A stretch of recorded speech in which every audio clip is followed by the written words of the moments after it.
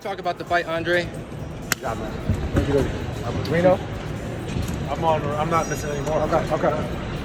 And what's your overall thoughts on the fight? Good fight. Hats off to both guys for taking the risk. A lot of fighters aren't doing today because they don't want that kind of fight. That was a tough fight, even for the winner. So that's kind of how I thought the fight was going to go. I've seen Bozdik in certain moments in fights sometimes like not respond when he's attacked. He responded tonight until he couldn't respond. Hats off to Beterbiev, physical dude, a lot of punching power, but just physically strong, man. He's a tough dude to deal with at 75. If Canelo got past Kovalev, could Canelo hang with these guys, or should he go back down? No, he's not. Listen, the move from Golden Boy and Canelo to fight Kovalev right now, you didn't hear them talking about fighting Kovalev when he was undefeated. You didn't hear him trying to fight Kovalev when he had one loss, when he had two losses, it happened when he had three losses. And then he looked the way he looked against Yards, calculated. So he's still taking a risk, Canelo, but it's calculated. That's not a calculated risk. That's just stupid. Canelo would never.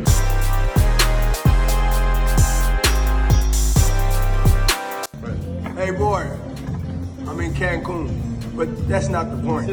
The point is this. We 1-1. You got one, I have one. Let's break the tie. Anywhere. We can go to Russia, we can go to China, we can go anywhere in Europe to fight. Let's do it. Hey Roy, hopefully you get this video because I don't want it to get lost in the clouds somewhere. Hey Roy, we're gonna do a title for it, so don't worry, it's a 4-rounder. Готовимся, болельщики. Бой будет в Москве. Ждем Адроя. Never get lost in the crowd when it comes to Roy Jones Jr. We can do it anywhere, anytime, any day. Y'all know me, I don't play, I stay ready. So, I've been waiting for an opportunity to do something like this anyway. So let's get it on. Hey, what weight so I can go and get ready to get down there because I'm up. I know I'm bigger than he is, but tell me what weight so I can start heading that direction.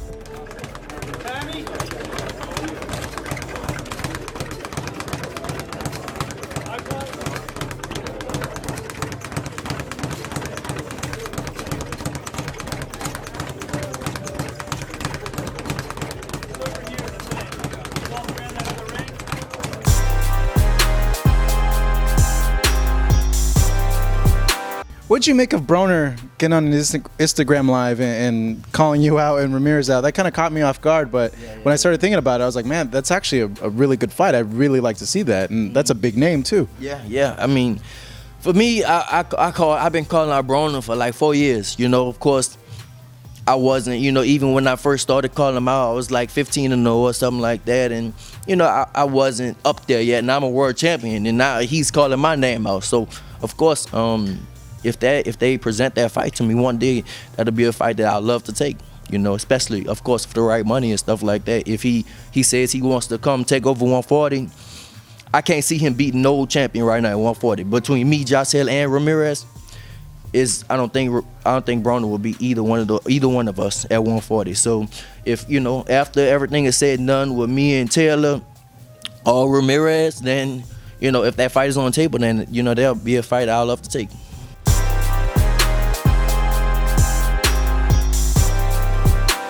Dennis Hogan, yeah. You know Dennis. Yeah, y'all know Dennis. A lot of people thought he beat Munguia. Yeah, right. But you know, styles make matchups, and you won't be able to just see me stand there and get hit like that fight. I watched it. It wasn't all intriguing.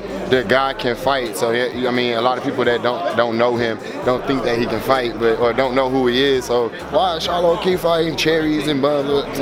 You know, every fight for me has been tough. I mean, I've worked my ass off for any fight, so it is what it is. What do you make of Canelo moving up 2 weight classes to fight Kovalev? It's interesting too, you know. After getting a fight at, the franchise belt at 160, we saw it coming. But I mean, I don't know, man. To be honest, that's a good question. You know, they're making some good moves, I guess, for them in that campaign. Would you want the winner of that fight? Yeah, for sure. Look, I look like I can fight at 175 now. You can fight at cruiserweight if you wanted to. But a fight with Canelo would be huge. And Oscar De La Hoya has mentioned it many times. I'm waiting on the call, man. They can say whatever they want. I haven't got the call. I haven't got the text message, the email, none of that. Like, I'm inquiring about it.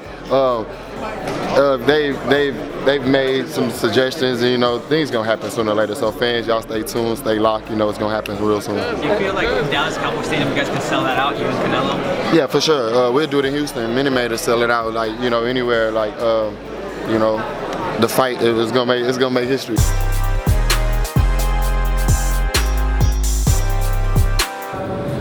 created something for you, which has the blessing from Pope Francis. It is the champion of life. This is a special belt with a blessing, and it's the great champions that are going to present it to you. And it's a blessing, it's a great celebration to have you here with us.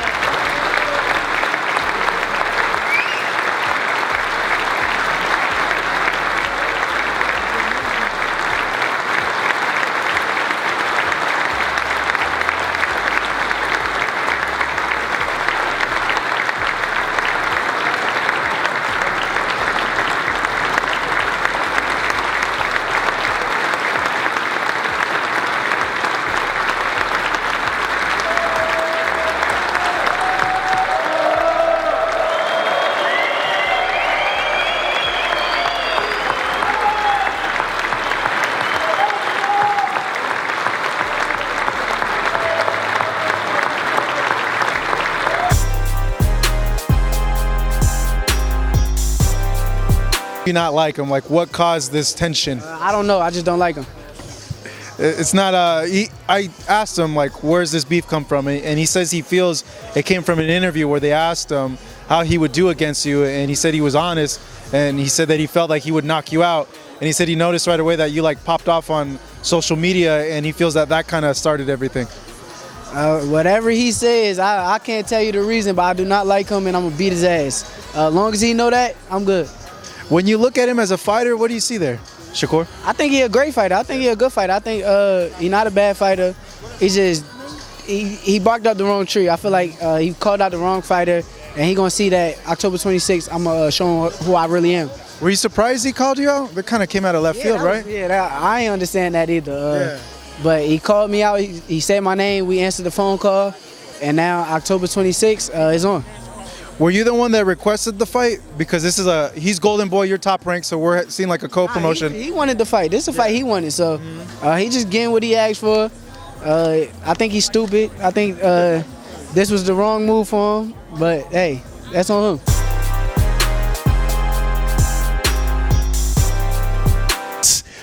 What did you make of his performance last week? And is he ready for a Del Boy fight? Is that a fight you'd make? I think Usyk needs to stay juggling the balls he juggles every time and dancing, because he used to do that dancing nonsense to the cruiserweight, but you can't do that in the heavyweight, man. You know, people want to watch people fight, and I don't think he carries the power for the heavyweight.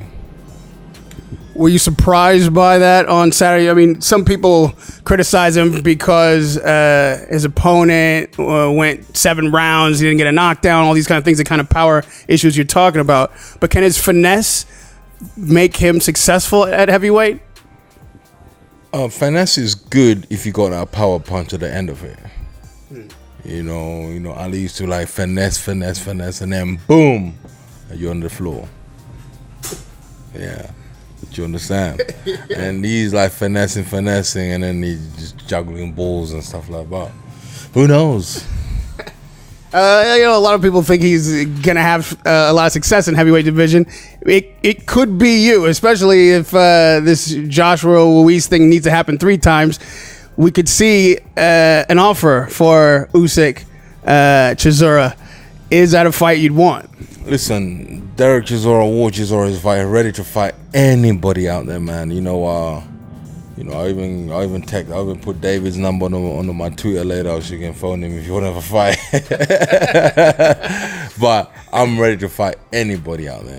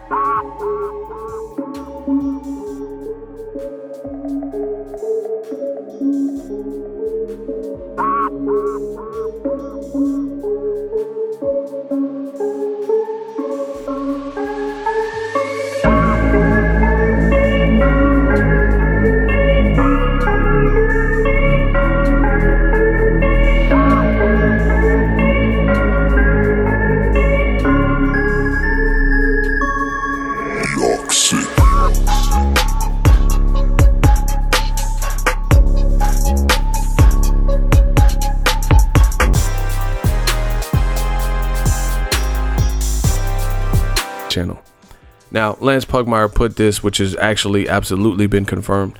He's with The Athletic. It says, hearing the WBC is going to elevate Vasily Lomachenko to the lightweight franchise champion today. And you could see the reactions. Disgusting. You know, Steph Curry. Bob already said this. Thumbs down, you know. There's so many belts. I don't know what's real. So Devin Haney is the WBC champion. So yeah, with that being said, Devin Haney automatically, just like Charlo versus, you know, Canelo when he was Canelo's, he becomes by default, the WBC champion. And then Lomachenko is a franchise champion. To me, this is BS. It hurts Lomachenko's brand. It looks like a duck against Devin Haney because Devin Haney is a good fighter. He's young. He's been calling out Lomachenko, even calling him Nomachenko, saying he don't want to fight me.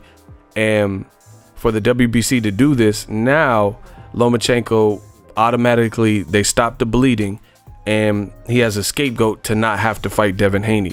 And I think this is part of a deeper plot where Top Rank, they would rather keep the money in-house.